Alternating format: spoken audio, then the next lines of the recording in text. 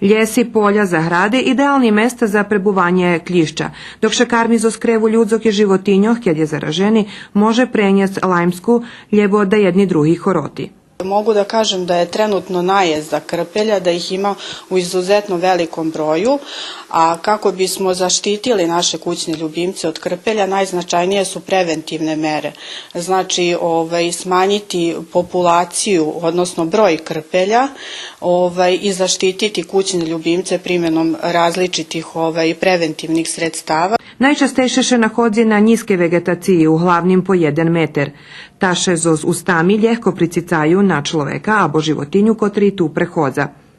Risiko od infekcije vekši, kad klišč dluži pricicani. Ukoliko se odmah neko javi kod lekara, ne preti nikakva opasnost. Bitno je da samo mesto gde je bio ujed i posle odstranjivanja krpelja se prati neko vreme, da li će se pojaviti crvenilo u narednih 10 do 15 dana, kada je potrebno onda u takvoj situaciji uraditi dodatno analizu krvi, da li se vidi da li je taj krpelj bio zaražen specijalnom vrstom jedne bakterije borelijom. Bar zvažne takoj pojist do doktora.